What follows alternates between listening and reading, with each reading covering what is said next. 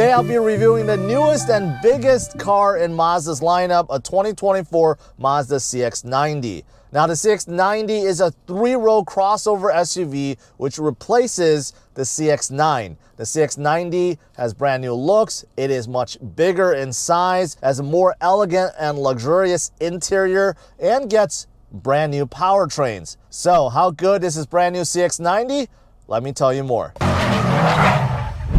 So to get started, first let me tell you about all the good and great things to this brand new CX-90, and then talk about all the bad and horrific things about this CX-90. First, let's talk about the exterior. I'm very excited about the exterior. I think it is definitely a big win. It's in the great category. I would say the best way to describe a CX-90 is CX-9 on steroids. It still looks very similar to a CX-9, but it looks much bigger, wider. You can see the fenders just stretch out in the front and the rear. You can see the wide shoulders, wide hips, and the CX-90 just looks big. It looks like a big 3-row crossover SUV. The front end still looks very recognizable. You have the big Mazda emblem, the big grille. The headlights are even bigger now. And overall, it curves into the rest of the body, which has a really sleek look. And you can see on the side, you have a couple of inline 6 badges that reminds me of luxury cars. If you go to the side, you'll notice that the CX-90 just looks big. The windows are a little bit shorter than others in this class. It gives it an elegant and sporty look. The door panels themselves are very tall. You can see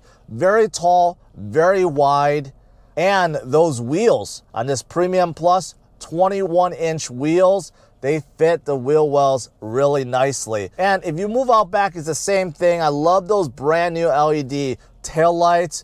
Everything about this CX-9 just looks good to me. I love the new exterior looks. Next thing, let's talk about the interior, because I think the interior is also good, if not great. You have a very large screen in the middle, first of all, either a 10-inch or a 13-inch like this one that you see. The interface is still very similar to all other Mazdas, and you use this navigating wheel in the center console to control it. The wheel is like a rotary dial, but it could go upwards, downwards. You could turn it, you could push down on it, right? And you have a few quick select buttons to make your navigation quite easy. And Android Auto, Apple CarPlay, Wi-Fi, of course, all of those things are included. And also what I love is the new digital gauge cluster. All the other Mazdas I've tested still uses the same one where you have a tri-circle setup and only the middle is digital. Now you have a fully digital gauge cluster and it looks good. So you can change, of course, a few things on the right side, like your fuel economy or looking at fuel economy, your trip computer, your safety system and so forth. And in the middle, you get to see the safety features.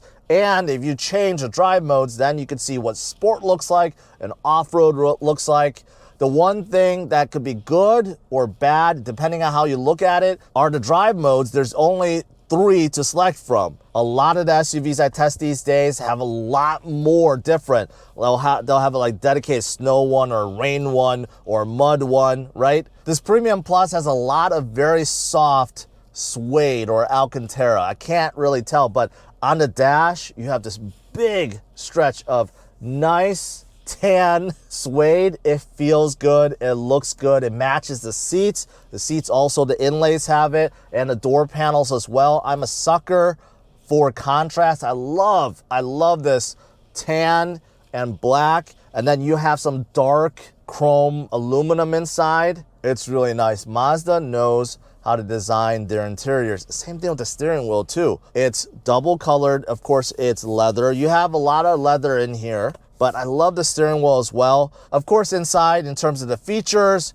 you pretty much get it all with this Premium Plus. You get heated steering wheel, heated seats, ventilated seats, not only for the front, but also for the rear. Yes, inside this Premium Plus, you get heated and ventilated seats and climate controls in the second row too. Other features include panoramic sunroof, wireless charger, you get heads-up display, power folding mirror, memory seats, what else do you want? It pretty much has everything. Now, something else that's good with this CX90 is the drive.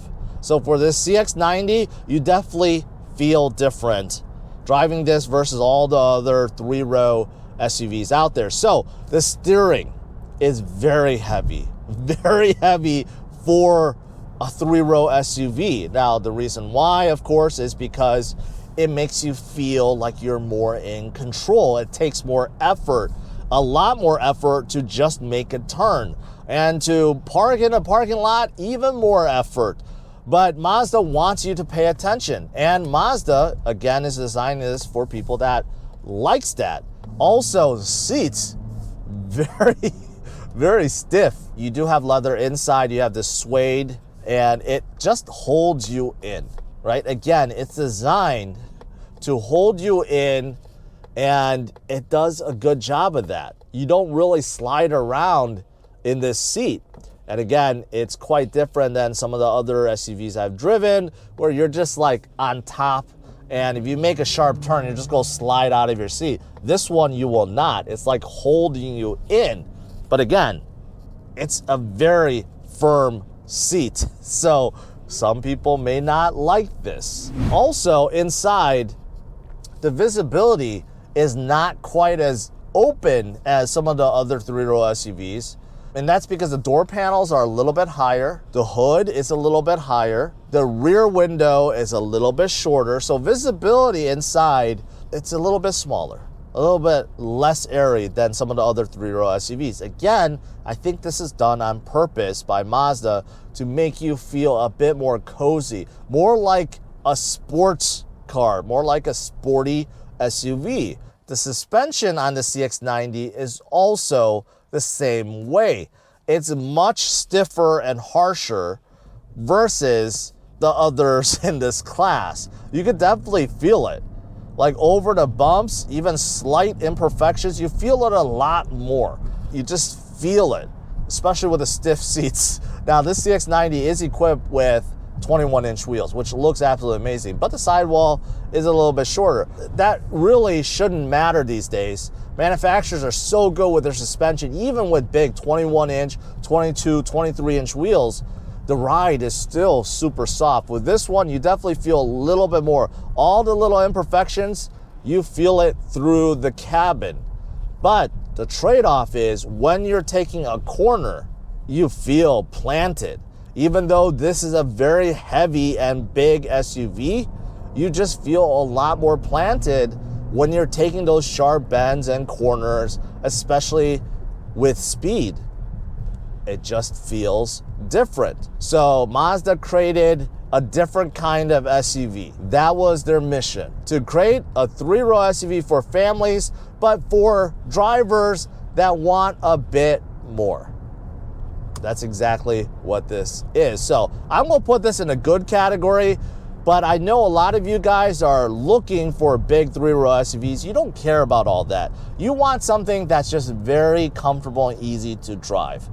And you might be disappointed after driving a CX90, because if that's what you're looking for, you're not gonna get it, and certainly not more comfortable to drive than the competition out there. Now, something else that's great with this new CX90 is the brand new powertrains. The one I'm driving is not the plug-in hybrid. I'll talk about that in a little bit, but this one is an inline-6 turbocharged, and there are 2 power outputs. So the non-S trims get 280 horsepower and plenty of torque, over 300 pound-feet of torque.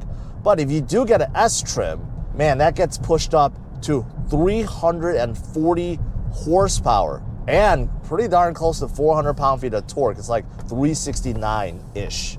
Man, Mazda did something. I'm in normal mode right now. I'm not even in sport mode, but listen to this. Ooh, listen to that.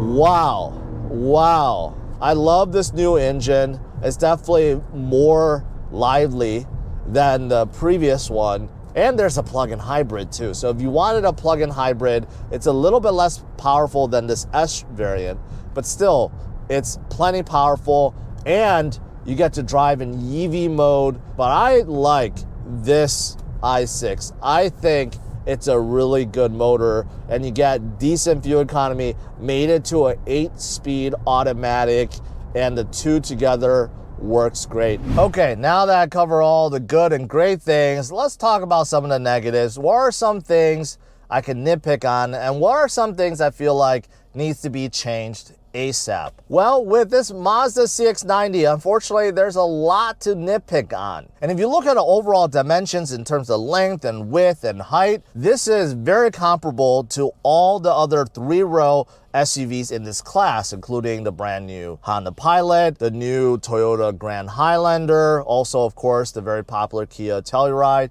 and Hyundai Palisade, and a brand new Jeep Grand Cherokee. But unfortunately, if you look at the interior measurements, that's where it falls short and also feels small too. But once you get inside the CX90, it feels different. It feels a little bit more cozy. And that could be on purpose because Mazda wanted to be more cozy, more driver focused, right? But it does feel a little bit smaller than the competition. It definitely feels bigger than a CX-9, which this replaces. But in terms of the overall headroom, right, especially in the second row and third row, and you know, the shoulder room, hip room, it's just smaller than the competition. Let's look at the brand new Honda Pilot, which I really enjoy. If you look at the cargo room just behind the third row, there's a significant difference. You're talking about almost 5 cubic feet difference just behind the third row. Now, when you fold down the third row, of course, you gain more space, but the difference now jumps up to about 9 cubic feet of difference between the CX90's cargo space versus the Honda Pilot. Now, if you fold down the second row, that jumps up even more to about 15 cubic feet of difference, right? So just to show you that even though this is not a small SUV, it's smaller on the inside versus the competition. So I'm gonna throw that into the bad. Also to nitpick, in the trunk area, most cars in this category, especially the top tier ones, would have some buttons to automatically fold down the third row and even the second row. I've seen that many times in the past. With the CX90, this is the Premium Plus I'm testing. This is the fully loaded one, the top of the model one, and there are no switches at all to fold down the second or third row. You have to manually do it. To fold them down is not the biggest deal. Obviously, you could just pull strap, the third row goes down, you go into the second row and you fold them down too. Yes, not the biggest deal. But again, comparing to others in this class, they make it very easy for you to do so. And also other things that are missing, like for example, air suspension in the rear. This is something that the Telluride and the Palisade offers, right? Where you could drop down the rear for easy loading access. Something like that is not available with this brand new CX90. Something else I can nitpick on is that center console in the second row. If you choose to configure your CX90 with captain chairs, you do get this bulky center console. Now, some would argue that it's great. It gives you plenty of space to put your arm on, also plenty of space on the inside. There's a little bit more storage and cup holders, but I love what Honda did with their Pilot. They made it so that the middle seat can be removed at any time and put back in. So you can use it like a center console, but when you don't need it, you can remove it. And I know not every SUV allows you to remove the middle row. In fact, I believe the Pilot is the only one that allows you to do so. But once you experience it, it's hard to ignore it. And the last thing I'll nitpick on, and I would say this is a deal breaker for a lot of people, is this infotainment system, right? I've already said this is great, but in 2023, and this is a 2024 car, you need touchscreen. You need touchscreen. Everything is a touchscreen. Even the lower end models of cars now have touchscreen. This one is not. And I get Mazda wants to stick with this rotary dial knob thing, which is actually very convenient and it's very easy to use, but still add in the touchscreen. Just add it in there so at least people that don't want to fool around, they want to hit something fast, right? They could do so. The very fact that this $60,000 car still does not have a touchscreen, I think Mazda needs to rethink that decision. As for pricing, discounting the plug-in hybrid options, there are 8 different trim levels. Out of the 8, 5 of them are the non-S trims, which means they get a 280 horsepower engine. And out of the 8, there are 3 S trims, which means you get the more powerful 340 horsepower engine with those 3. Starting with the bottom, you get the Select. And the Select is already at $40,000. Keep in mind with destination charges, it will be even higher than that. But the base price for a CX90 is right at $40,000. Then you have the Preferred Select, Premium, and then finally the Premium Plus. Those are the non-S's. Then you have the S, and the S Premium and the S Premium Plus. That's the one I'm driving today, fully loaded, and it comes in right at $60,000. And of course, with destination charges, it's going to be above that. Okay, so to conclude, what are my thoughts or final thoughts about the CX90? I think the CX90 is a huge upgrade over the CX9. There's no doubt.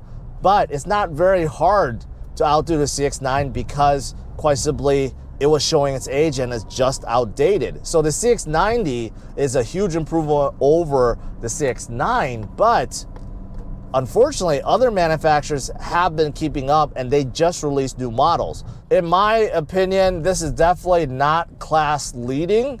There are some great things about it, but there's also things, many things to nitpick on. So that's where I would put it. All right. But nevertheless, go test drive one for yourself and see how you like it. And make sure you leave your thoughts in the comments below. Smash the like, subscribe to the channel, and I'll see you guys later. Bye-bye.